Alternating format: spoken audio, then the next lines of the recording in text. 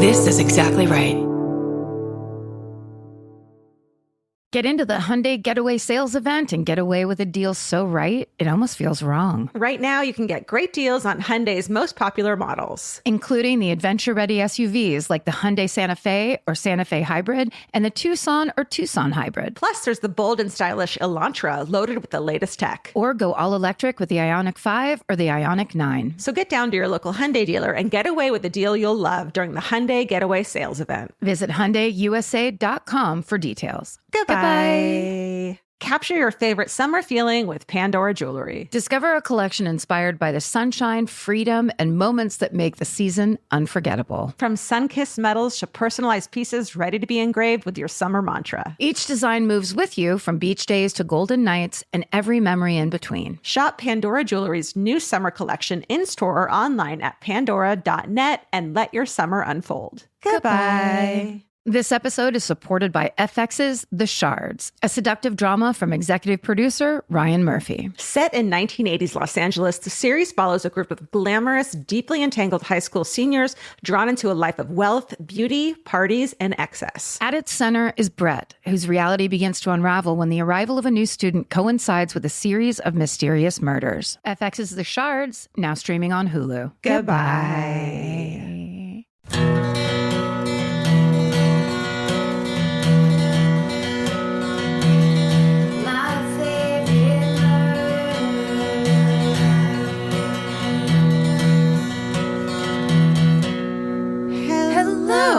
And welcome to Rewind with Karen and Georgia. This is a show where we recap our old episodes and we bring you all new case updates and insights and all the news that's fit to print. And this is actually the last episode that we recorded in my old apartment, the OG, My Favorite Murder Studios. It's kind of bittersweet. I mean, it was an era. We talk about it in this episode of how it's the end of an era. Definitely. So this episode came out on January 12th, 2017. Let's listen to the intro of episode 51, A Bit of Oblivion.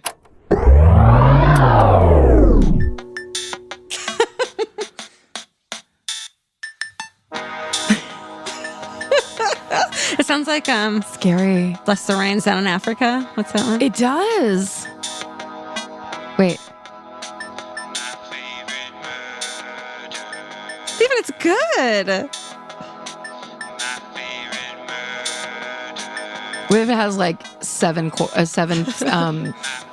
you're just beatboxing over it?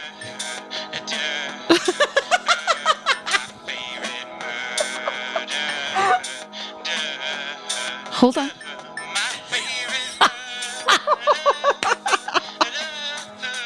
Yeah. Steven, I love it. How many minutes long is this? It just fades out like this. So. Put that up on something. My face is burning. I love it. I miss making music, so when it was just like, oh my gosh, and I'm moving, and of course he did. He heard a thing that we wanted, and he's like, not us, but in life. This is why you're gonna fucking rule the world. I'm very ready. Karen looks very confused. Did you guys talk about this before? No, I have no idea what's going on. But I wish you could see that from my point of view. How insane that was. Steven is great. Steven, you've done it. You did it. Steven, you've really done it. Now, in the breakdown part where you're really kind of getting into it and you're really singing, what was going through your head in that part when you were recording it? I just, the samba part, and I was like, well, I got to make this an actual cover. So yeah. I just kind of vamped on the...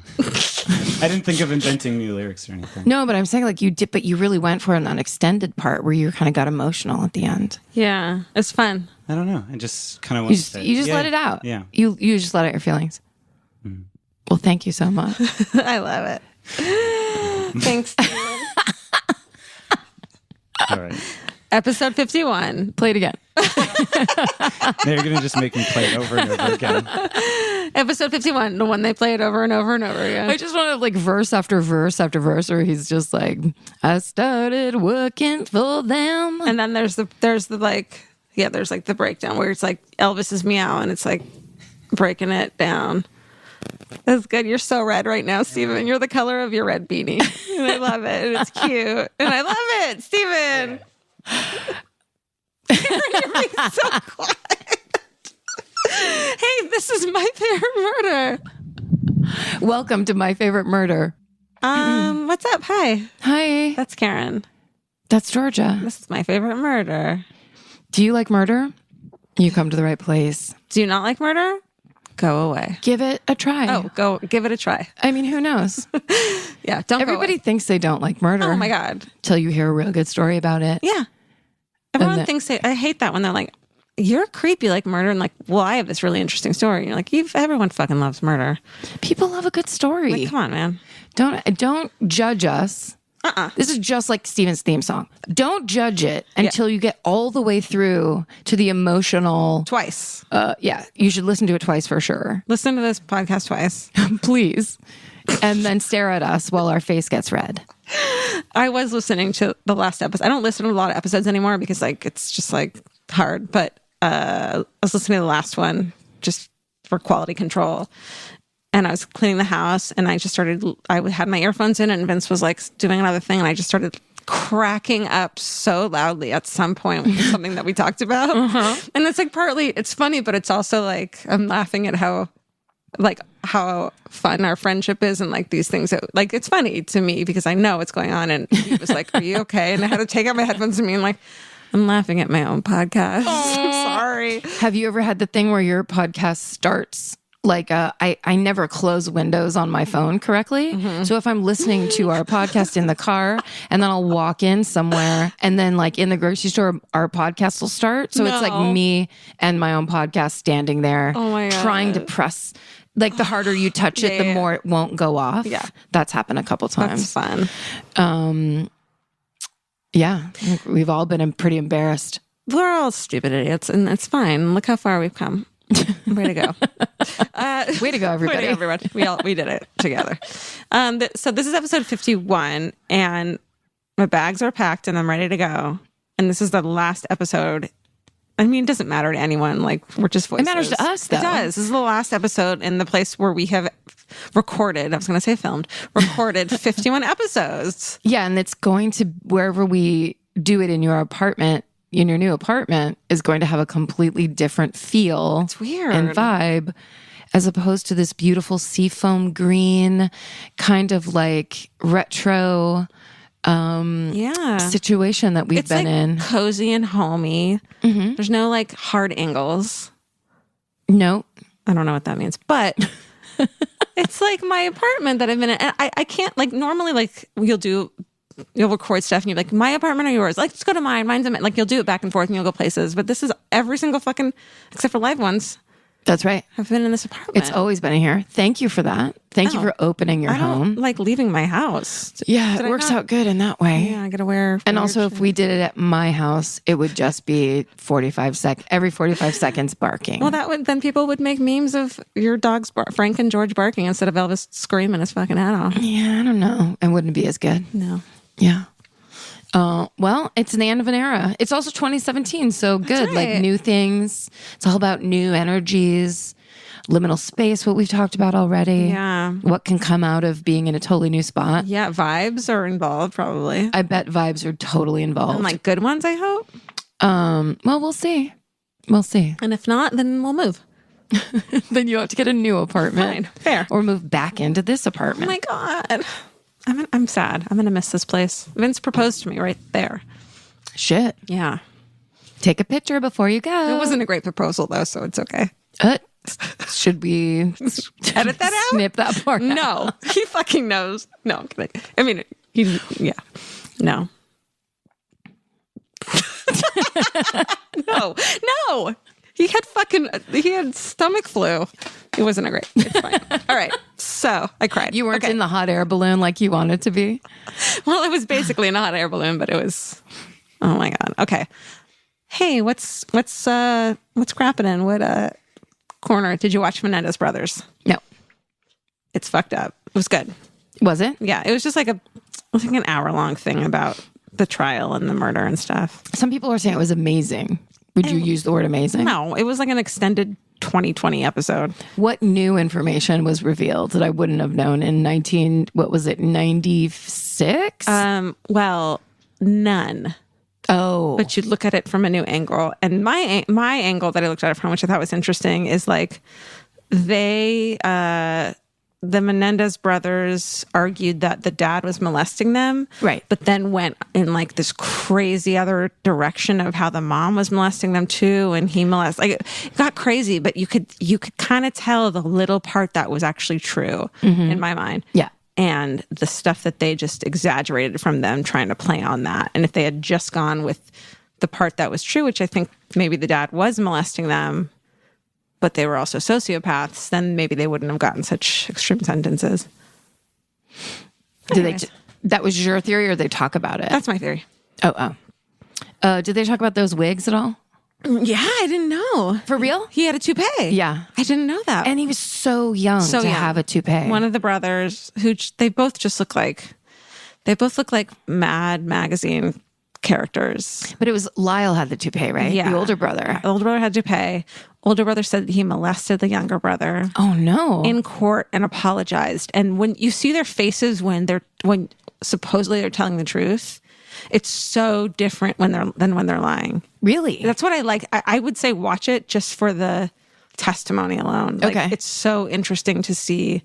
They seem like such creepy fucking narcissistic sociopaths, which I know everyone hates when we use those terms but they seem creepy and lying, and it's full of shit until there's this one part that could be true. Oh, okay. And then it's like it just resonates where you're looking at it, you're going, I don't think this person is doing the thing he was just doing with that other bullshit. They're broken all of a sudden, and then they're back to normal. And it's like, they're just like lying. I mean, look, I get it would make sense because it's one thing like killing your parents so that you can have money is one thing, but like machine gunning down your parents or whatever, didn't they have some crazy gun? Yeah, and the other thing about that too is that like if they had just done it to their father, they might have gotten a pretty lenient sentence if they had said like he was molesting us for years and we were traumatized. Right. But they like kind of chased down the mom. Yeah. And everyone was like, that part to them was like, how could you kill your mother? And so they made up I think they made up the story about the mom molesting them too, when really I think they were just pissed off that she never cared or did anything about it. Right. It's just really, I mean, this is all made up shit, obviously, but. Yeah.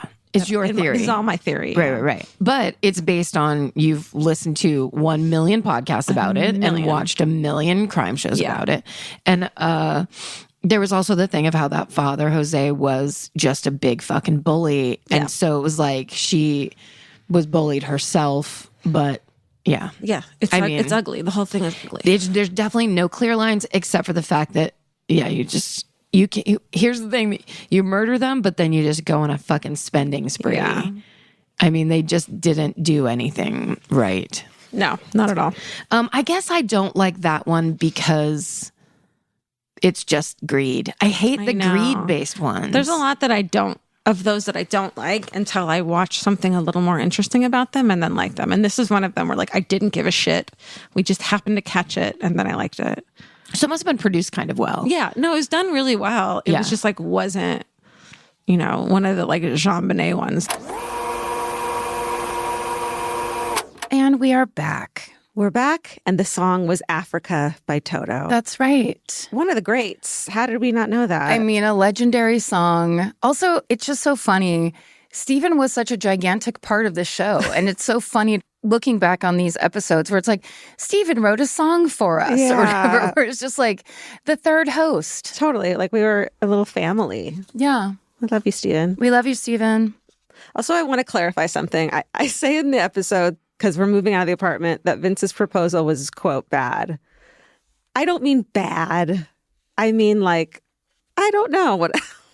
This is what happens when you record personal conversations and distribute them to the public. Essentially, he was supposed to propose. His plan was to propose to me in downtown Las Vegas, where we love to hang out.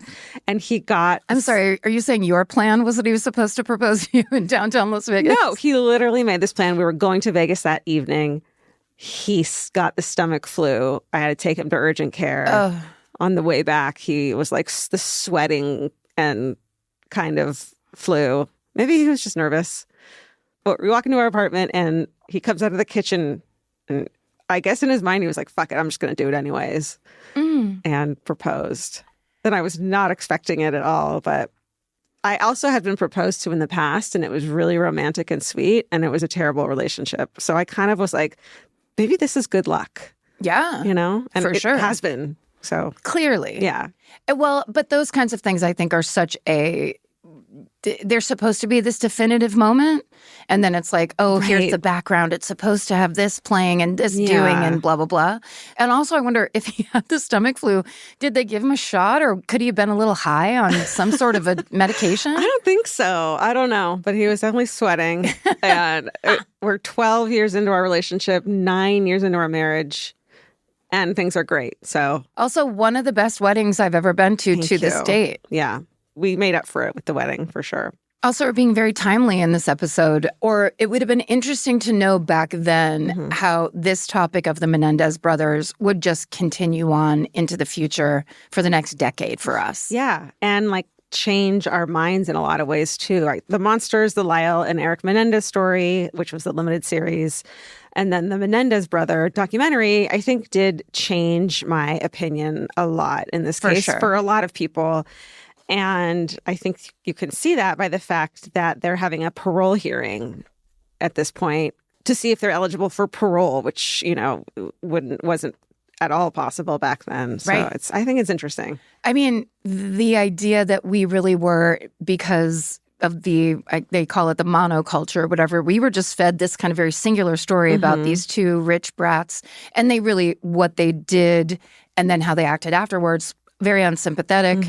But then because it was basically on TV, everyone watched it as if it was TV and then formed these opinions or were told their opinion. Right. It's weird to look back on that. Yeah. To be able to. I'm glad we have a little more nuance nowadays to this sort of thing. Or at least that there's just more people in the conversation than whoever's cutting tape at the local news station. Totally. And the conversation isn't like, it's not the mom knew or the mom didn't know. The boys did it or they didn't do it. It's like you can be multiple things. You don't have being a perfect victim isn't actually a thing. No. And I'm glad we are acknowledging that these days. And also, I think our opinions from the beginning of this podcast, it was like absolutely very black and white for me.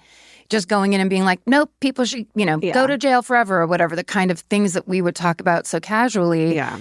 Thinking there was 50 people listening and then really getting educated over the years of like the truth of it and the reality and the day-to-day of all of that stuff. I mean, watching that Chloe Sevigny, her performance in that fucking show Monsters is so good. Amazing. Yeah. And then the idea that could be the truth about that mom. Right. Horrifying. Yeah, that show was incredible. All right, well, should we get into your story? Let's do it. Okay, let's listen to Karen's story about Jennifer Holliday.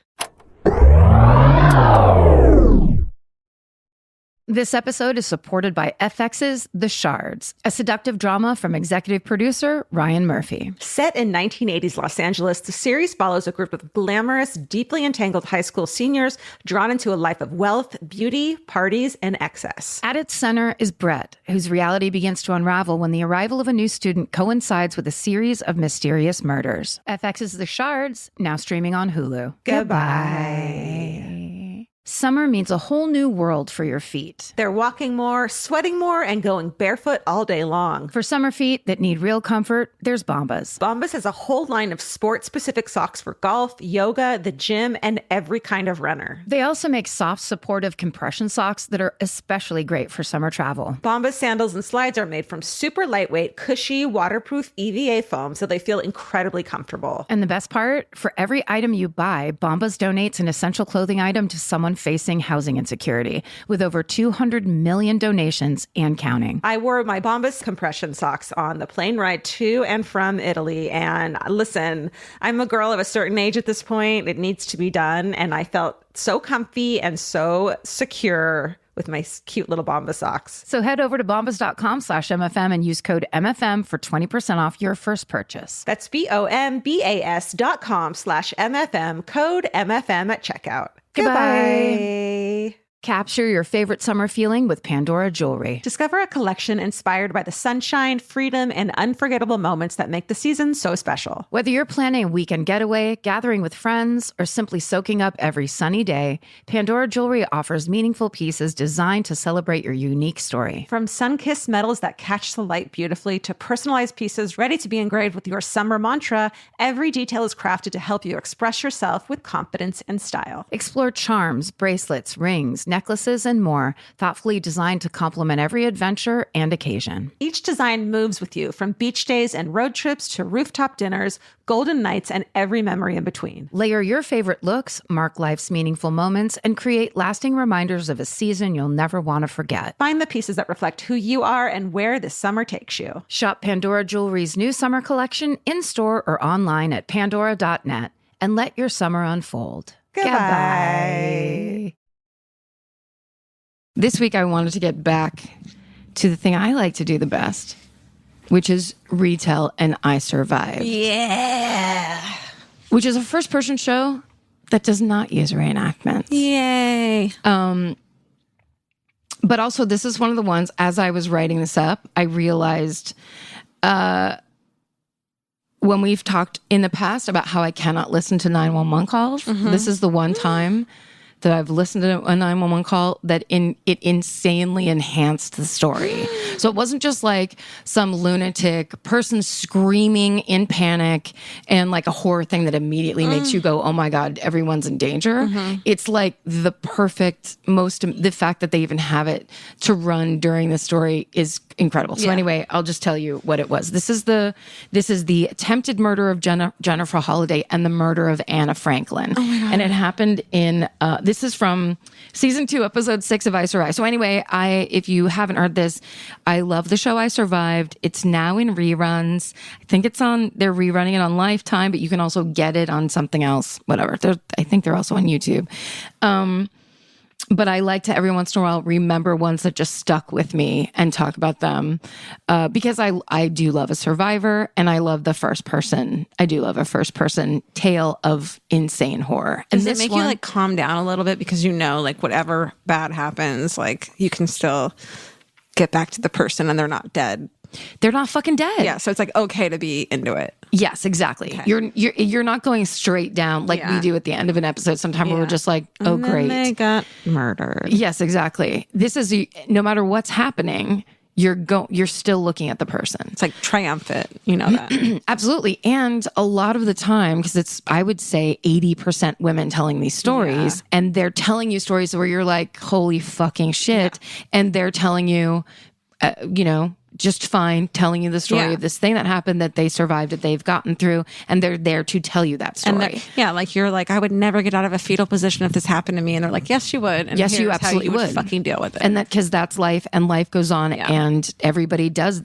Like not everybody does this, but the people who experience extreme trauma continue to live and sometimes even flourish afterwards. So I like this one too because it's fucking exactly like a 70s horror movie. It is. When you see it and you hear it, and I recommend that you watch it. Are they at camp? It's no. Are they camping? No, Are they camping? No, but kind of close. It's like that feel. So basically, it's this. It's May 25th, 2005, and May 29th, 2005, Jennifer Holliday is driving down Highway 69 and it's just north of Lufkin, Texas, with her 17-year-old cousin, Anna Franklin. They're in an SUV going 70 miles an hour, and all of a sudden, there's the fucking loudest bang in the world. She doesn't even know what happened. There's glass and blood everywhere all of a sudden, and they pull over, and her cousin starts screaming, and she looks down, and her left arm has been shot. She's been shot through the window of her car, and her left arm is almost severed, like right above the elbow. Holy fuck. So her cousin's losing her shit, of course.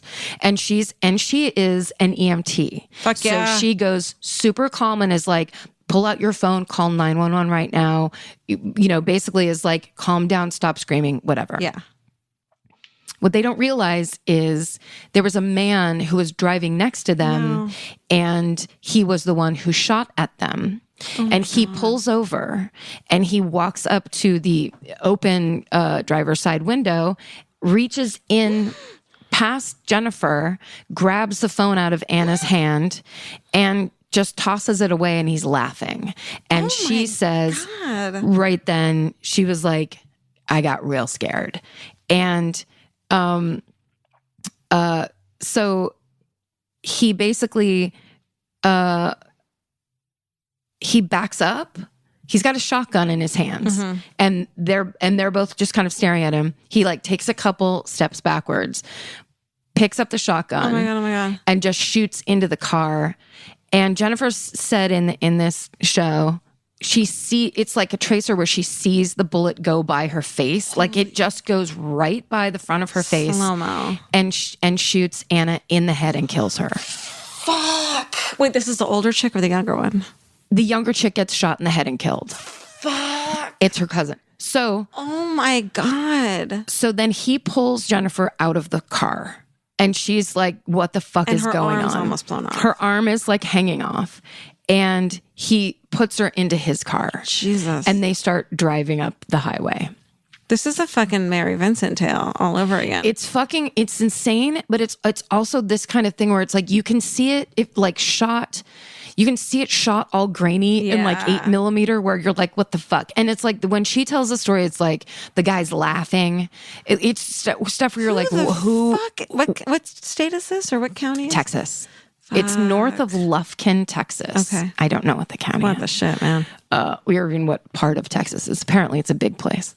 Okay. So they're just driving like 90 miles an hour out of town. They drive and drive. So now she says, there's no one around. There's no lights. There's no houses. There's no one anywhere. Oh my God. And at one point, he pulls her out of the car. He pulls over, pulls her out of the car, pulls her into the woods, and rapes her. Then when he's finally done and he's like ripped all her clothes off and everything, he does the thing where he's like, all of a sudden, then he starts crying. Yeah. Then he looks at her and goes, oh my God, you're bleeding. What happened? What? And then he starts laughing. And she realizes, okay, this person is either on drugs, like something is seriously fucking wrong with this guy, and I need to get myself out of here. So she fucking comes up with this plan. And this is the part where we're like, this is why you fucking hang in through the commercial and you're like, what the fuck? Well, this is so interesting too, because like, it's not like she's just like, I don't know what this guy's capable of. She knows her cousin is dead back in the fucking car. She knows what this dude is capable of. There's Yes. no like, she knows there's no fucking. She knows we're in complete emergency mode and something must be done. Yeah. And she sees his weakness. That's the Yes. thing, is that a person acting like that, she realizes there could be some play here. She could do something about the situation that she's in. Yeah. So what she starts doing, and it's so fucking brilliant, is she the way she says it, because she has her Texan accent, she's like, I start rubbing up on him and acting like I really like him and saying, basically saying, thank you for saving me. And you're so nice, and like being flirty and sweetie. And he immediately reacts and is like into it. So she's basically convinces him he didn't attack her. She's treating him like the hero and saying, I can't believe you saved me from that man. Thank you so much. Thank you so much. You're my hero. And oh my God, I just can we go back to your house? What the fuck? Because she's thinking in her head, they're right now they're in the middle of fucking nowhere. There's not a person to be found. There's not a light. So at least if he drives her to his house, there will be a phone, or there will be at least one other person. Or a knife she can fucking stab him with. Something. Yeah. Which is brilliant. Yes. She's just like, get me out of this spot now. Yes. And also, clearly you're on drugs or something's going on with you where you can be manipulated. Totally. So she fucking goes for it. And it works. He gets her back into the car. Fuck. And he's like, I can drive you to my house, but here's the thing. Don't be bad, and don't do what the bad people do, because you'll pay. And she's like, I won't, I promise. Why would I? And she'd be like, I'm so grateful to you. Yeah. You've helped me so much. And then he's like believing what she's saying. Oh my God. And then he would like look at her and be like, oh my God, you're covered in blood. She'd be like, I know, I need help really badly. And so she's basically doing this. They get to his house. He turns down the road into a cemetery. Oh, fuck. I mean, if you fucking wrote this, it'd be like, change the cemetery part. That's crazy. Just go to a house. They're driving into an old cemetery. And she's like, shit, she's naked, covered in blood, and like, where are we going? Oh my God. They go down a hill a little bit, and there's like 2 trailers on either side, and one of them is his. So they go down into this kind of thing past the cemetery, and this is where he lives. Sounds chill. So that's where I'm moving. I didn't tell you that this is my new apartment. That's your new spot? Uh-huh. Good. Because just to be around. Shits and gigs, man. Right. Good plan. So he takes her into the house, and he actually lets her use the phone. No. Yeah. He's like, she's convinced him it has worked, and he now believes that he helped her. Oh my God. So here's the fucking 911 call part. Oh my God, you hear it? Yes. It is, you have to watch this episode because... Can you play it for us? No, dude. She is so calm. And she's like, hi, yeah, I got shot and this man helped me so much. He is sitting right here in front of me and he helped me so much. And I really need help. And I need someone to come and help me but this man helped me and saved me. And the woman's like, ma'am, did you say you were shot? And she's like, yeah. And I need help. And so she's doing this thing where the words she's saying don't match her tone of voice. And the woman on the other line, it only takes her like 3 exchanges and she's like, what the fuck? So the woman goes, are you saying you were shot? She's like, yeah, and I need help. And this man helped me so much. This man right here in front of me. And then she goes, ma'am, are you not from around here? And she goes, no, And he's here. So I'm safe with him. I'm here with him. And I need you to send me an ambulance because I'm bleeding really bad. And then she hears the 911 operator.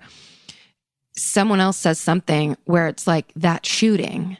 And then she gets back on the phone. The 911 operator, I can't remember how it goes exactly, but it's basically like, she goes, the woman says something. She goes, did you say there's like something about a shooting? And she goes, he's here right now and he's helping me so much. It's that one. It's the same one. And she basically is so like creepy hearing you say it, by the way. Telling her. Oh my God. In this like super pleasant voice, giving her these signals without letting on to the crazy man literally sitting in front of her. Holy that fuck. The shooter is sitting fucking in front of her. Isn't it crazy that if he were a little less crazy, this wouldn't have worked? Right. You know what I mean? Yes. Like if whatever angel dust or fucking thing he was on, but he actually, the way she played it, and when you hear this 911 call, you understand how it worked because she's not, I'm actually doing too much energy. Yeah. She's like, almost kind of like chill like this, where it's like, yeah, I just need,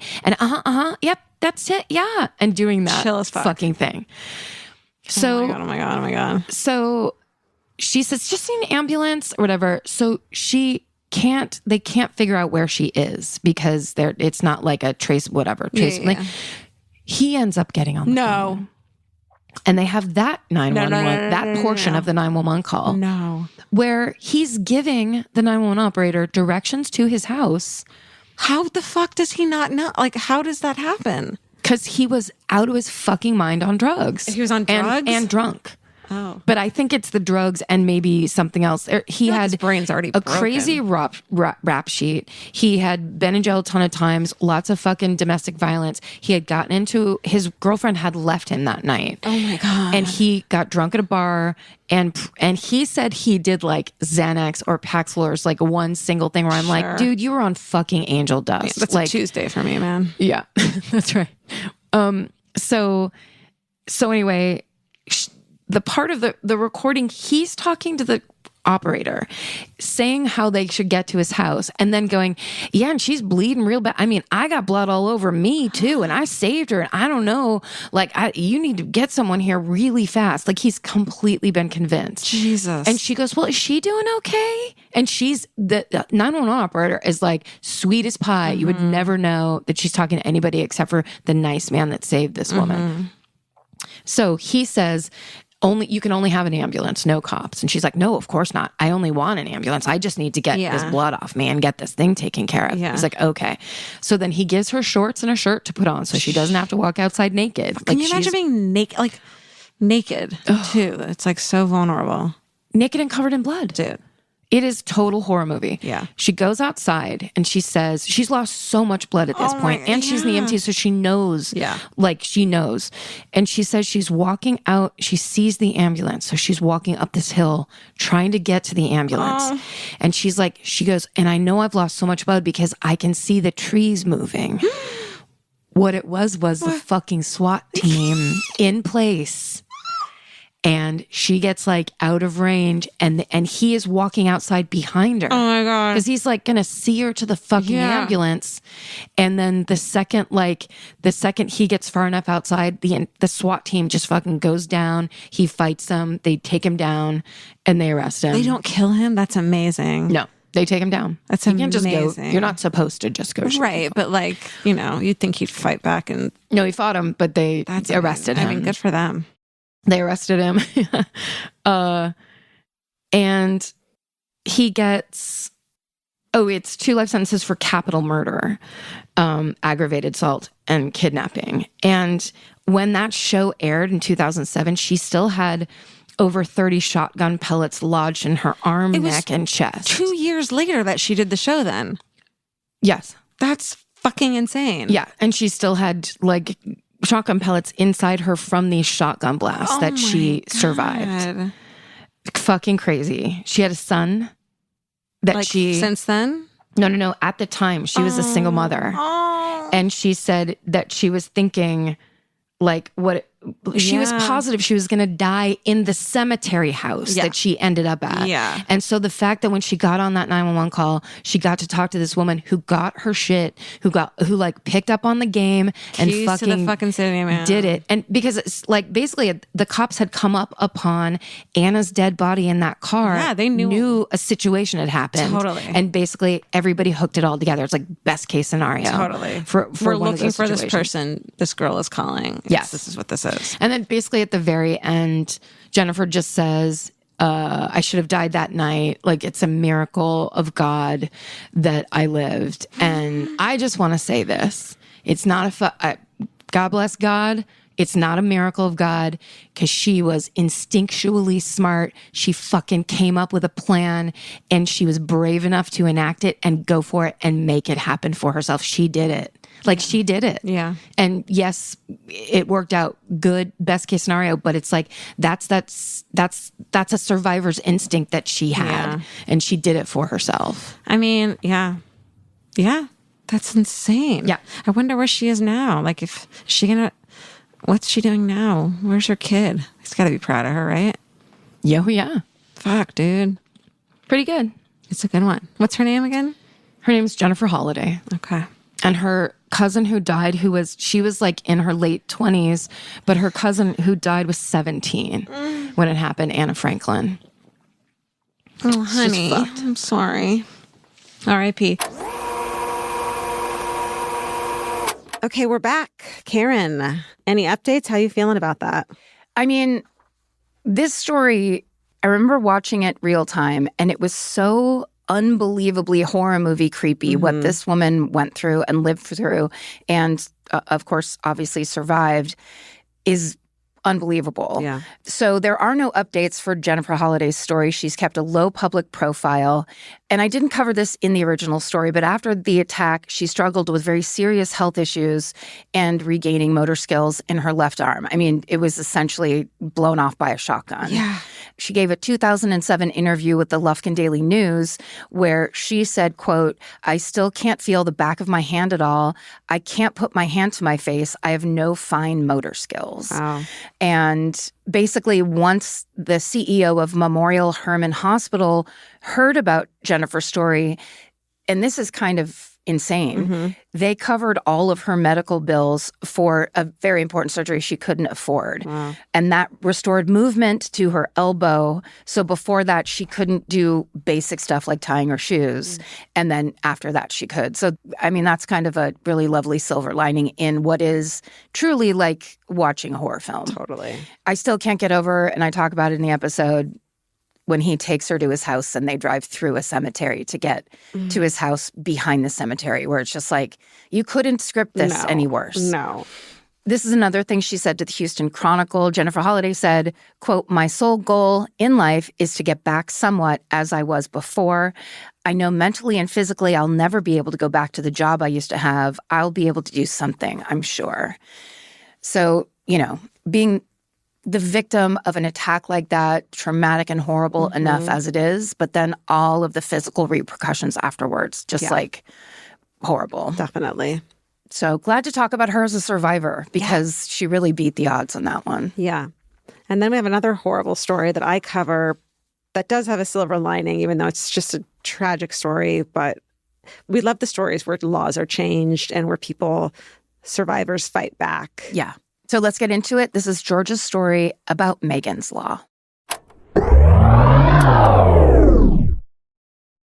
This episode is supported by FX's The Shards, a seductive drama from executive producer Ryan Murphy. Set in 1980s Los Angeles, the series follows a group of glamorous, deeply entangled high school seniors drawn into a life of wealth, beauty, parties, and excess. At its center is Brett, whose reality begins to unravel when the arrival of a new student coincides with a series of mysterious murders. FX's The Shards, now streaming on Hulu. Goodbye. Capture your favorite summer feeling with Pandora Jewelry. Discover a collection inspired by the sunshine, freedom, and unforgettable moments that make the season so special. Whether you're planning a weekend getaway, gathering with friends, or simply soaking up every sunny day, Pandora Jewelry offers meaningful pieces designed to celebrate your unique story. From sun-kissed metals that catch the light beautifully to personalized pieces ready to be engraved with your summer mantra, every detail is crafted to help you express yourself with confidence and style. Explore charms, bracelets, rings, necklaces, and more, thoughtfully designed to complement every adventure and occasion. Each design moves with you, from beach days and road trips to rooftop dinners, golden nights, and every memory in between. Layer your favorite looks, mark life's meaningful moments, and create lasting reminders of a season you'll never want to forget. Find the pieces that reflect who you are and where this summer takes you. Shop Pandora Jewelry's new summer collection in-store or online at pandora.net and let your summer unfold. Goodbye. This podcast is brought to you by Squarespace. Every successful small business starts with someone saying, "I wonder if people would actually buy this." Squarespace gives you everything you need to find out. From consultations to events and experiences, you can showcase your skills with a customizable website designed to attract clients and grow your business. With Squarespace's collection of cutting-edge design tools, anyone can build a beautiful, professional online presence that perfectly fits their brand or business. Get paid on time with professional invoices and online payments. Plus, streamline your workflow with built-in appointment scheduling and email marketing tools. Head to squarespace.com/murder for a free trial. And when you're ready to launch, use offer code MURDER to save 10% off your first purchase of a website or domain. Goodbye. All right.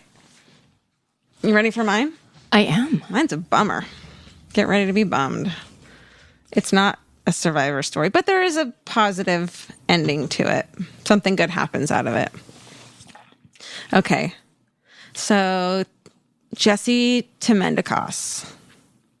He is born April 15th in 1961 in Piscataway, New Jersey.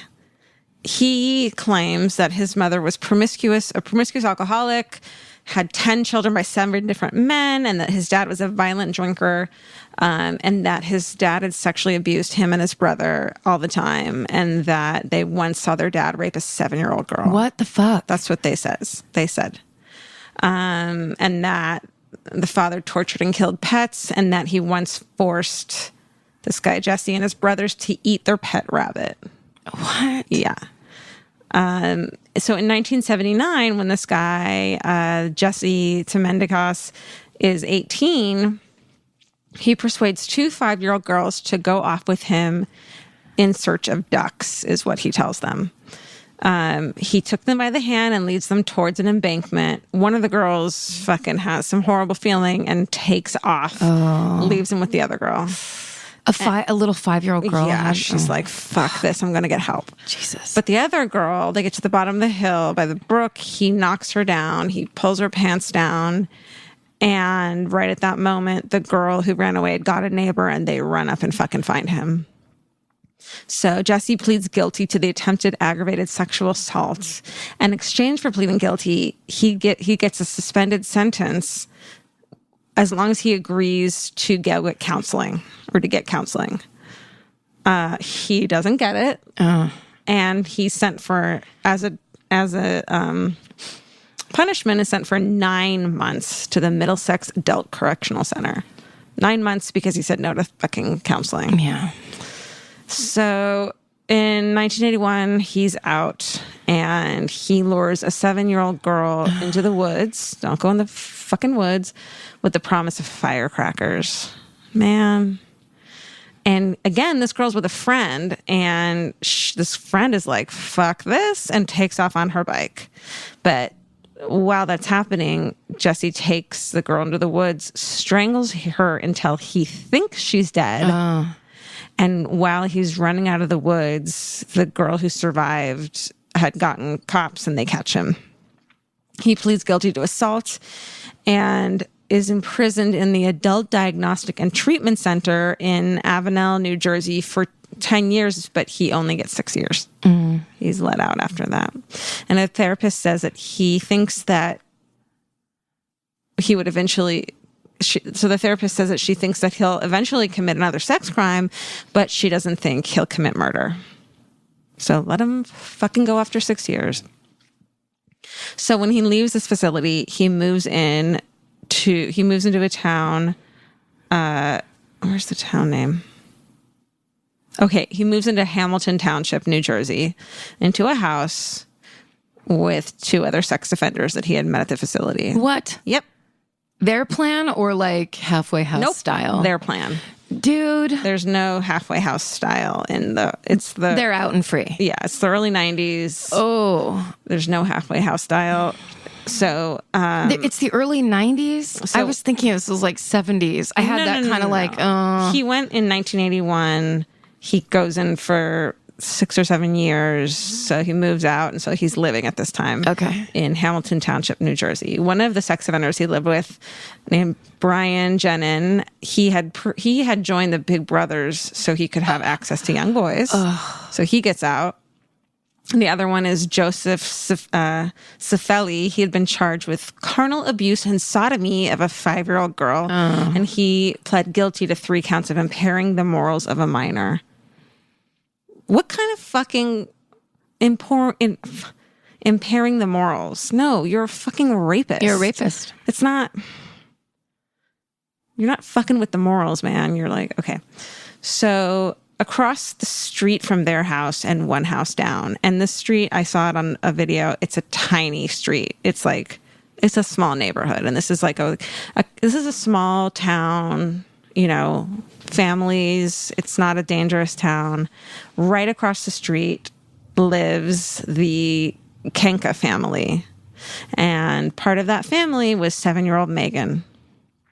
So on July 29th, 1994, Megan walks by his house on the way to a friend's house.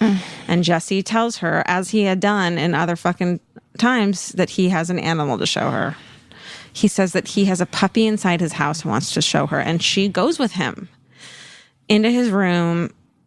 He rapes her and sodomizes her and slams her head into the dresser. He puts plastic bags over her head so she won't bleed in his room and strangles her with a belt.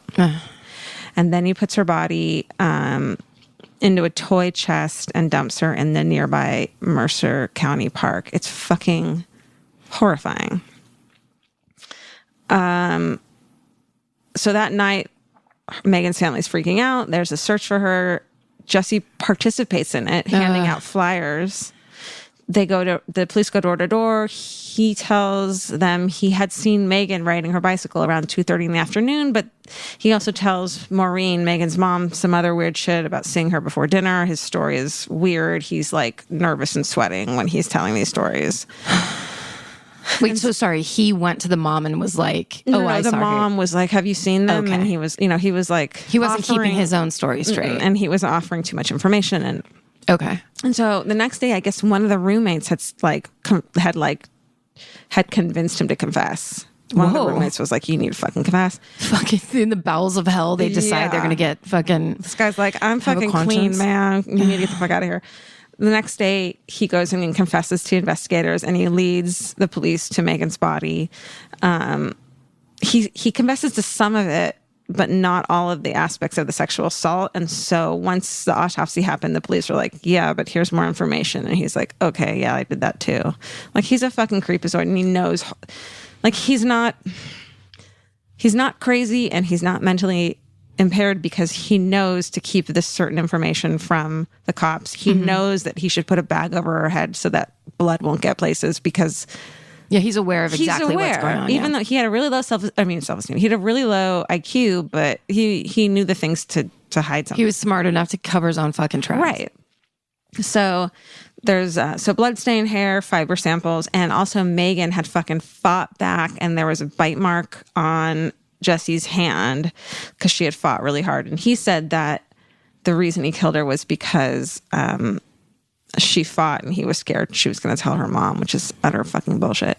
So his trial's in May of 1997. He's found guilty of purposeful or knowing murder, 2 counts of felony murder, first-degree kidnapping, and 4 counts of first-degree aggravated assault.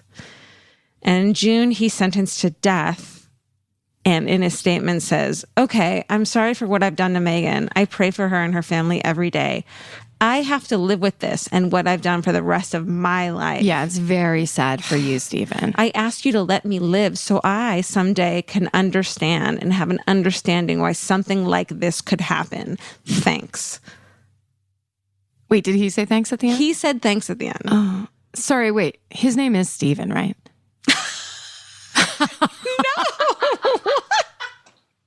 I'm so sorry. Are you kidding? So hilarious. No, I swear, I just added Steven's name into that. That's so fucking funny. So I'm sorry. No. My full apology. No, his name is Jesse Temendigas. Oh, Jesse, that's right. Jesse Temendigas. I'm so sorry. Oh, Steven. This is not Steven's episode. Oh, honey. No. Okay. So. Okay. We know, so we can just do narcissism off the checklist of like, all of a sudden, a young girl's rape and murder that he committed is sad for him. And I hope someday I can understand why this happened. Not why I did this even would be better. We're right, because it's such a mystery. Yeah. Why did this happen? The thing I did. Yeah. Fully with my eyes open, knowing full well what was happening the entire time. Right. And this is when he starts to say that his dad had sexually abused him and was, which is like horrifying if it's true, but it doesn't. I mean, so many people, like this happens to people and they don't go on to do these horrible things. They become better people. Or they don't become better people, but they don't fucking molest children. You know what I mean? Yes. Also, I'm thinking, what year were the Menendez? 94, 93? Something like that, yeah. I mean, I'm just wondering if because did you say this was 92? Before or after? He went on made that trial. claim. Oh, that was like 97. I mean, I'm just saying that when those things get into like the popular culture. Here's what I need to say. Yeah. Like this is working. Yeah. That kind of thing. Yes. Totally. That, I mean, could have happened. Saying that suddenly it's like this starts to become a rationale. Yeah. Like try this. You should try this defense. Oh, Stephen.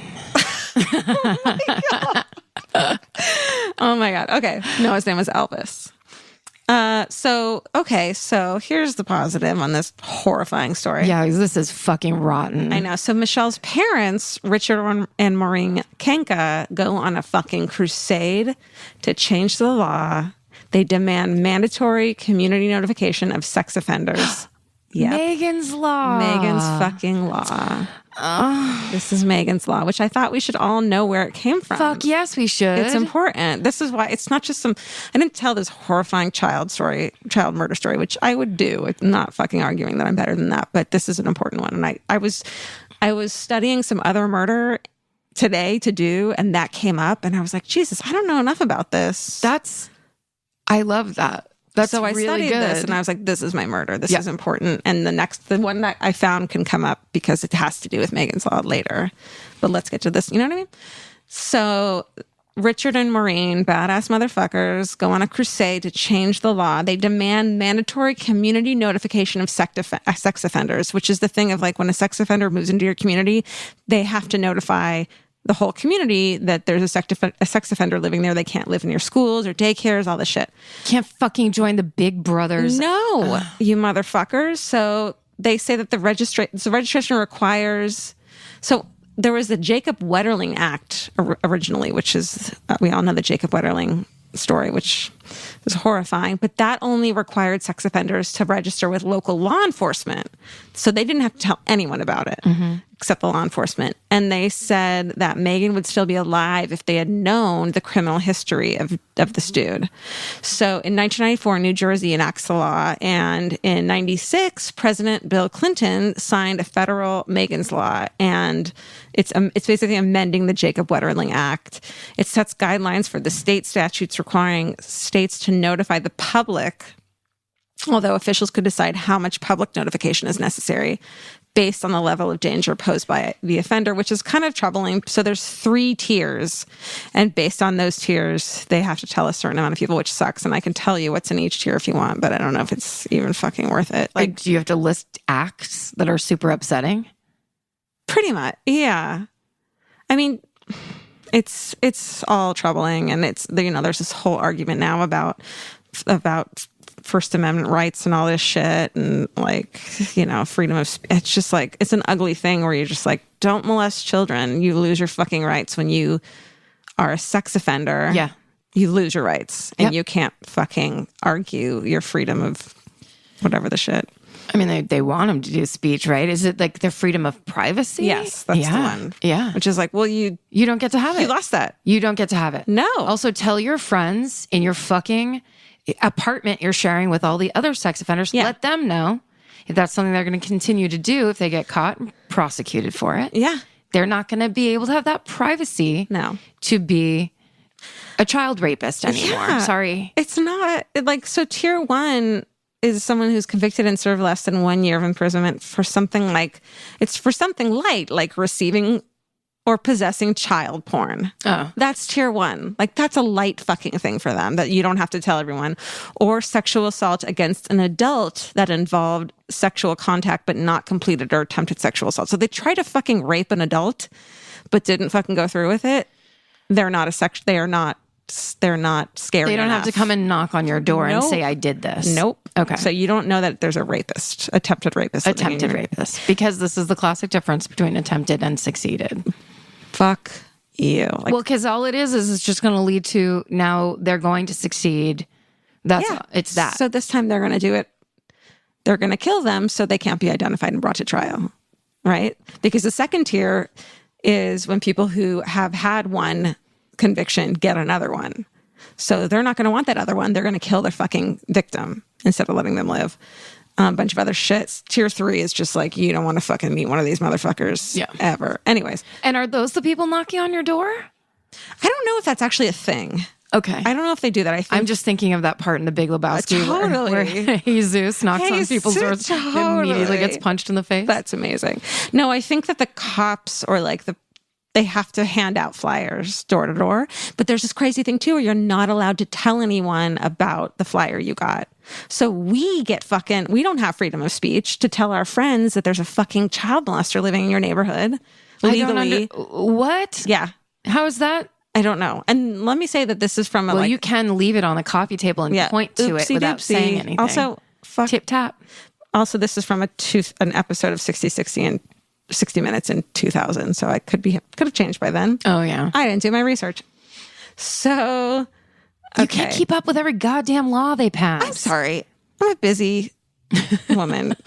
So Megan's Law, sex offenders, they're required to register with local police when they're moving into a neighborhood. And it's like so amazing that that's a huge change. It's Huge. Super important. Unfortunately, in 2007, the death penalty was abolished in New Jersey. I'm not trying to start a fucking fight about the death penalty, but so Jesse Temendicos just is now having life in prison, which is good. I want him to suffer there too. You know what I mean? I do. Yeah. So everything is fucked. No, so it's wonderful. No, it's not. It's neither. Look, it's all horrible. It's all horrible, but yeah, you're right. At least something good came out of it where it's like, at least there's some progress in some way. And her parents, I'm impressed with them. And it's amazing that there's an interview with her mom who was just like, I was obsessed. She made the cops let her go into that room where her daughter died, and she couldn't stop thinking about it. And they finally fucking demolished the house and built a park for Megan. And the mom's like, I can't go to the park. Like, she's clearly broken. She was like, I wanted to die. But they did something with it and have probably helped an innumerable amount of children. Prevention. That's they'll have no idea how many people they say. They'll never know. Yeah. So. Wow. Yeah, awesome. Megan's I like that one. And also learning. Yeah. Learning about what that you hear that phrase and you don't know what it means. Totally. I had no idea. Yeah. Oh, man. How you doing? I'm pretty good. Yourself? What's the thing you like this week? Is there anything? I just like to say sorry to Steven. You like the fact that you're saying sorry to Steven? No, it's separate. It's Steven's apology corner. I just didn't apology. It's really been bad this episode between Steven and I. Usually it's fake. I like to do some pretend yelling at the beginning. We have a whole thing, and this Steven crying isn't real. This way the fuck wrong. He looks real broken up. But here's the good part about it. If you would see him right now, everybody at home, he has this like an elf hat on. So if he were crying, it suits him. Like, it looks good. And he could use it to cover his face. It's a beanie. What are those things called that you call that one? Yeah. Yeah. Okay, well, I'll go. Because I actually wrote it down this time so I wouldn't be like, I don't know what I like. I like the show Fleabag on Amazon. What is it? I've never heard of it. Oh my, well, you would love it because it's fucking British. Because it's all reenactments. Yeah. No, it's like the show Search Party that we love. Yes. But it's this fucking British chick who's too pretty for the part she's playing, which is like a mess. Mm-hmm. She's a fucking train wreck of a person. It's 6 episodes, but it's all like people that you would know from British procedurals. And she's a mess, but there's this like crazy arc that happens that is like kind of a surprise. Like, it's just such a beautiful, messy show. Oh, yes. And like, I don't fucking cry at shows ever. I fucking started crying at the end. What? And I buried my face into Vince because I was so embarrassed. And I was like, he was just kind to her. I gotta see that. Kindness. It's so, you'll watch them all in one sitting. I love that. It's so good. You'll love it. You said Amazon. It's on Amazon. It's called Fleabag. I can't figure out how to watch TV on Amazon. And I think I have all the things to do it. I just don't. When I go to do it every time, I'm like, I'm not young. I can't do this. Have 21-year-old Steven come over.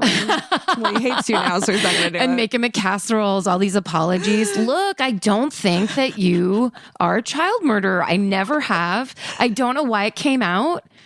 I guess I felt bad that I was confused about your goddamn theme song. I'm sorry. It's funny. Karen doesn't like surprises.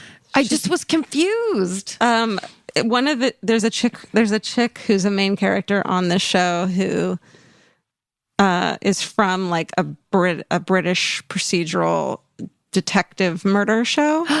So you'll love it. You mean I'll recognize her? You're going to recognize a lot of people that I wouldn't recognize. Okay, and you will recognize her. Awesome. Yes. And Breck Elman randomly is in it. No way. Yeah, you're like, what the fuck is Breck Elman doing in this? That's awesome. It's so weird. I thought that you were saying her character, she's playing a girl who's from a procedural where I'm like, that's awesome. No, but you'll love it. Okay. It brought me a lot of joy because it gave me feelings again. Good. I don't have those. I like those. Yeah. Listen, I am getting back into feelings for 2017. Yeah. Like, even just trying to say, I think I want to have feelings again to people that would actually listen to me. I know. I think it's a good idea. I think it's healthy. Yeah. I Right? wanted to, you know what?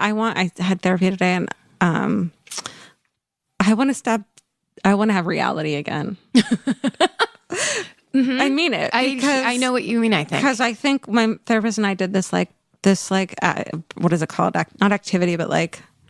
Oh, like you did I know what you know what mean. I'm saying? What is the word? Lisa Frank. You did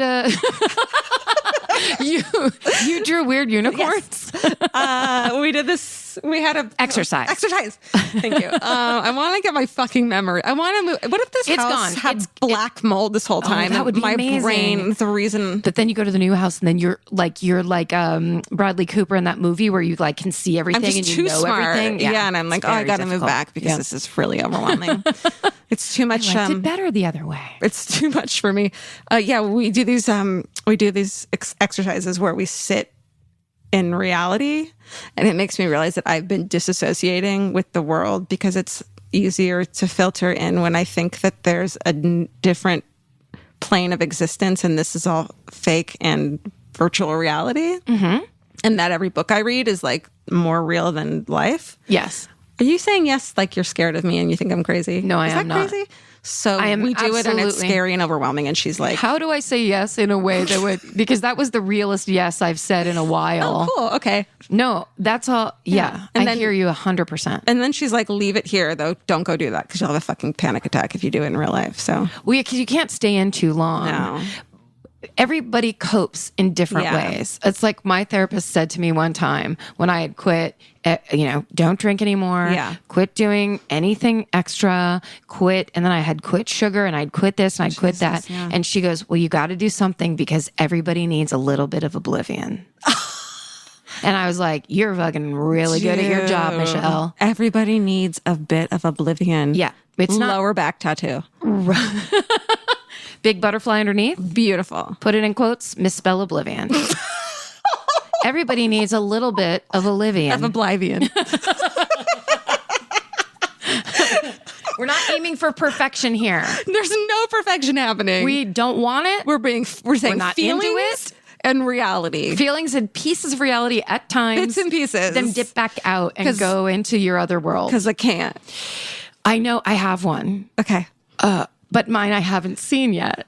I'm so excited for the new FX series starring Tom Hardy called Taboo, where he plays a guy that he's like on a secret police force in London in 1814. Oh my God. And it is, the preview for it looks insanely beautiful. It looks like it's shot like, it looks super real. Like my way of disappearing from reality is going into TV shows and going into Jane Austen movies and shit where I'm like, it is no longer this year.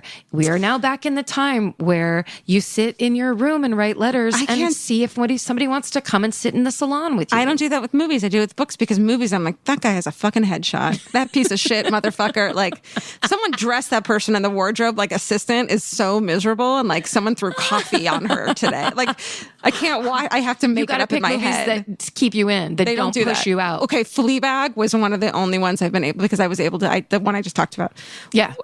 I was able to identify with her so much. So it was so real to you that you Yes. never left. Yes. You stayed in that reality. That's probably why I liked it. And Search Party is like, it was real. I can't do that with movies. So, and that's why when you, as soon as you said Tom Hardy, I was out. Because everything about that sounds amazing. But he can't. He will take you out. I thought Tom Hardy and whatever Hardy were the football player were the same person. I don't. He's just Tom like Brady. Yeah, he's just like a pretty. The Tom family. Yeah, he's just pretty. He's insanely pretty. In this though, it's like if Justin fucking Timberlake were playing him. To me, it's the same thing. But let's talk about body difference. Okay. Tom Hardy is a beefy. He's Hardy slice. He is a beefy slice of what? A beef mince pie. I don't know, something British. The man is. I mean, he's played a boxer like 17 different times. A what? A boxer. Oh, I thought you said something between a. I don't know what you said. Yeah, it was a boxer. Okay. Maybe I put a little slide on that X. Yeah. But yeah, no, I'm just saying he's insanely well built. If you ever take a chance and watch Peaky Blinders. I tried. Okay. I don't like attractive, well-built actors. I want to cut them down to size. Okay. And make them feel like shit about themselves. I can't. Well, then, yeah, no Tom Hardy vehicle is going to be good for you because the man exudes confidence to the point of insane cockiness. Okay. I feel bad that everything you're saying, I'm like, I don't like that. I don't like that. I don't like that. It's just one of those episodes. But I will say this. I mean, who cares? There's a lot of Who cares? In this, I think there's all kinds of extra shit happening because, like, everything I see, and I've only seen the trailer, so what do I know? It sounds awesome in every way. He's painted like he's crawling through mud. He's like he's the cat man that hasn't come out yet. Other episode. Yeah. He's doing all these things where I feel like he's fighting the pretty as hard as he possibly can, which in and of itself might be distracting. And maybe he needs to prove himself that he's like, I'm not just a pretty face, because like, yeah. I don't know that Tom Hardy's going to be sitting around doubting himself in any way at any fucking time in his life. Wouldn't that be nice? Can you imagine? I mean, or maybe he does privately. But he just did you see that he made a video and it's Tom Hardy reads you to sleep? No. Uh-huh. See if you don't hate that. I'll try it. It's I like being put to sleep. Internet. Oh, that's true. I think it's just him being insanely sexy. But I don't it's not like he's my type sexiness wise. It's what I'm attracted to sexually is 1814 London. I want to be there. Dude, So bring me the plague on a fucking silver platter and tell me about it on Tom Hardy's abs. Oh wait, that's Tom Brady. Can I do another one? Yes, sorry. Always. This will dig us back out. I mean, we were already out. Sorry. But I mean, this is one I've actually experienced. Because that thing could be, who knows? Yeah. That's my own trailer. That's my review of a trailer. Somebody, and I'm sorry, I can't remember your name, a lovely gal on Twitter, retweeted me a Riz Ahmed tweet where he is, did you see that picture? Where Steven knows what I'm talking about. Riz Ahmed is squatting down by a personalized license plate. Oh my God. That says, I'm sad. And he's throwing up like the peace sign. No, he isn't. And he just looks kind of like neutral. And she just sent it to me and just said, hey girl. And I just wrote back to her and said, I've never been happier. Oh my God. It's the best picture. I'm sad. And he doesn't look sad at all. Also, he is doing amazing humanitarian work to raise money for humanitarian work to raise money for people in Syria. That's amazing. He fucking tweets about it all the time. He has a whole thing where it's like, send me $10 and get 5 people to send $10. Like, he is busting his ass to raise money for Syrian refugees, and it just is like, well, you're a super great actor that was just nominated for a Golden Globe, and you look so good in a fucking bow tie, and you have a good sense of humor because you know enough to squat next to the I'm sad license plate. Oh, and you're going to raise What's Tom money? Hardy ever fucking done? Is it Tom Hardy? What's Tom Hardy ever squatted next to? Yeah, nothing. 1814. Yeah, we'll see what he squats next to in this fucking show. Now I'm mad at the show. I should have another one. Okay, yes. What if we start doing 10 each? I have the episode of Black Mirror. Yeah. Called San Junipero. Didn't see it. Oh my God. It's a lesbian love story. I shouldn't have said that. That's a spoiler. It is the most... Just go watch San Junipero. It's like the most beautiful love story. So it's just, I shouldn't have said that. Such a good show.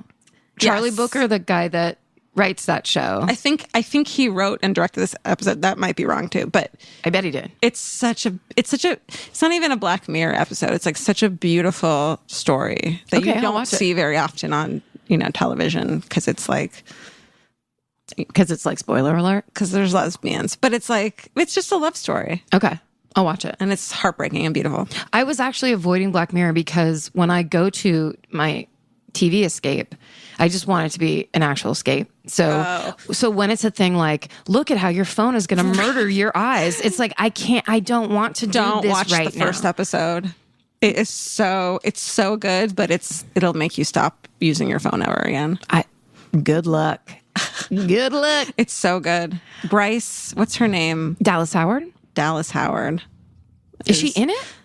I think that's her, unless it's another redhead. Jessica Chastain. Those are the two that No. look exactly the same. I know. It's not Jessica Chastain. I think it's Bryce Dallas Howard. She's so good. It's so good. Okay, You should watch it. Okay, I'll watch it. What other shows do we want to recommend? Let's recommend these shows to you. Every single show on TV now. We talk about it even though we don't know. We don't know. Who cares? We don't care. We don't care. Steven, go. We don't care. Bring us Background. out. Cue that fucking song as we go out. Thanks for listening, everybody. You better fucking cue that song. I swear to God. Steven, do it. Drive your thing. Steven, cue it. Thanks for listening. We love you guys. Thank you for all your interaction with us. Your angel babies. We're at My Favorite Murder. Like, follow us on shit and like go to things and be a places. part of, Steven, be a part of our lives. Tell us We're when a you're part ready. of your lives. Not yet. We Tell love us. you. And stay sexy. And don't get murdered. Elvis, you want a cookie? Want a cookie? Yeah, he does. Want a cookie? Elvis, Want a answer your mother. goddamn cookie. There we he go. Play us out. Play us out, Steven. Bye. Sing along, Karen. I can't do it. Elvis is singing along. Oh, yeah. Elvis, sing it. Elvis, sing it. Cookie. Cookie. Cookie. Here's Cookie. No, everyone hates us now.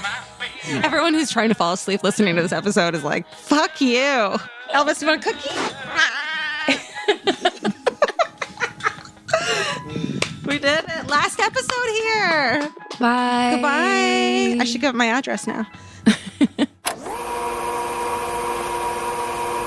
Okay, so we're back. Do you have updates for this story? I do. More than 30 years later, Maureen and Rich Kenka still live in the home they shared with Megan, which is incredible. In an interview with CBS, the Kenkas said they're grateful to be able to spoil their grandsons and enjoy quality time with their daughter and son, Megan's two older siblings. The Kenkas recognize that Megan's story has done more than just create laws. It started a nationwide movement and conversations with kids about safety, strangers, and how to avoid danger.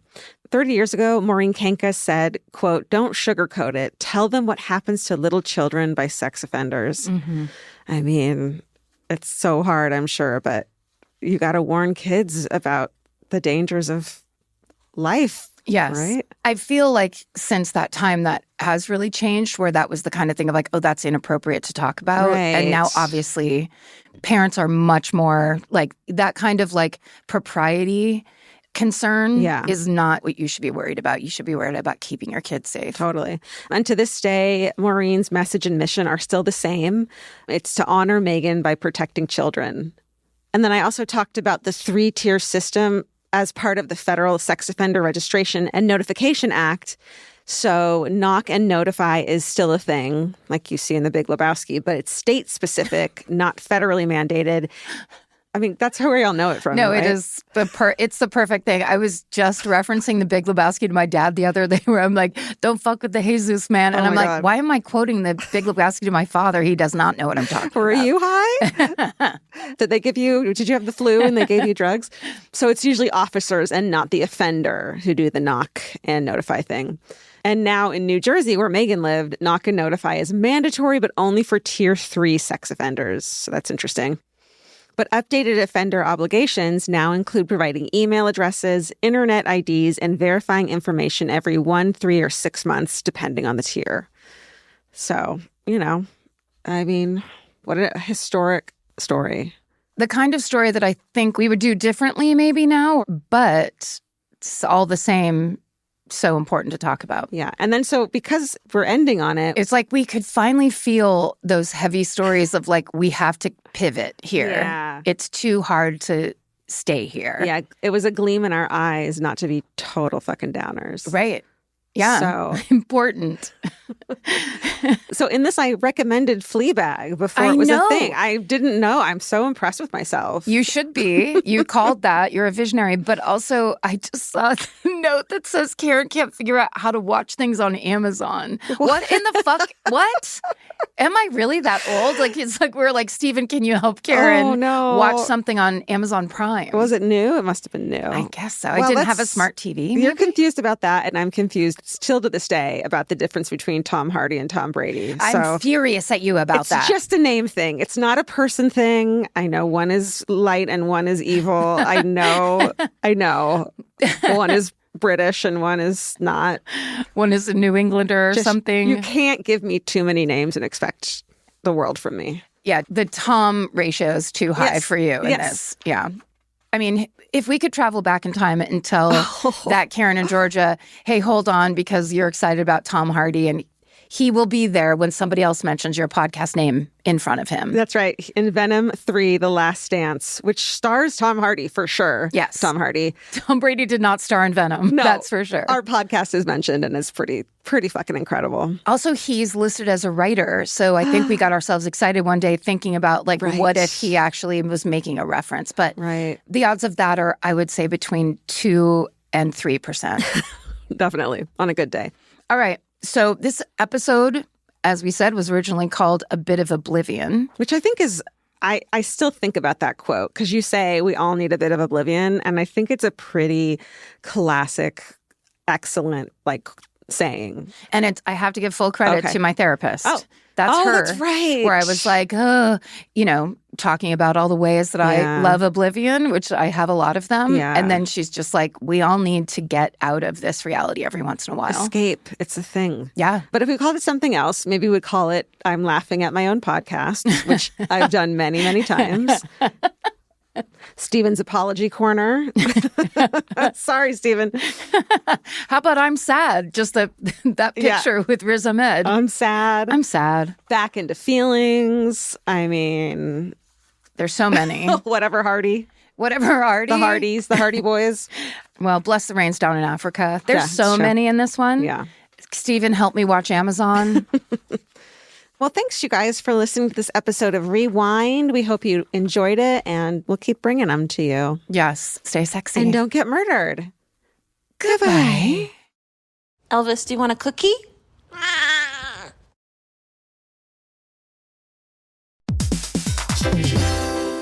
Hey everybody, here's the thing about other home security systems. They're all designed for after the window breaks, after someone's inside, after you get the notification, after the police come. SimpliSafe is the first system designed for before, stopping a break-in before it even begins. That's right. Unlike traditional security systems that only alert you after a break-in is already underway, SimpliSafe is designed to help prevent the crime before it starts. Their cameras can detect suspicious activity at the perimeter and alert live U.S.-based agents. Then SimpliSafe's agents assess the threat, intervene, speak through the camera to scare off the intruders, and call for 911 dispatch. That's right, and SimpliSafe has been protecting your world for 20 years, everybody. So celebrate their anniversary and save 60% on your new SimpliSafe system at simplisafe.com/stuff. That's 60% off, you guys, at simplisafe.com/stuff. Plus, when you order, write in our show name and the How Did You Hear About Us survey to let them know that we sent you.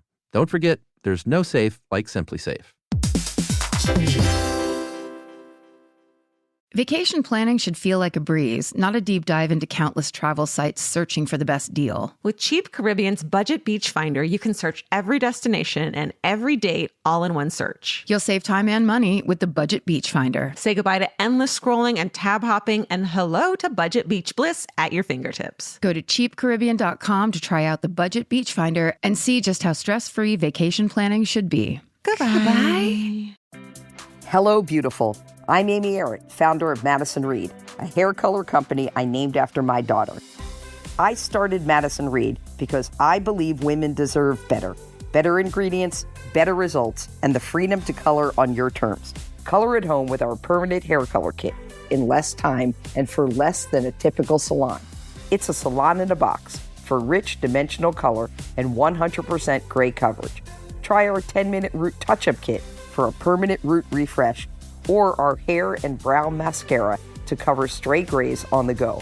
Or visit one of our 95-plus hair color bars nationwide and let our licensed pro colorist color your hair for you. Visit madison-reed.com and join more than 5 million women who've made the switch to our award-winning color. Confident, bold, unstoppable. That's the power of Madison Reed.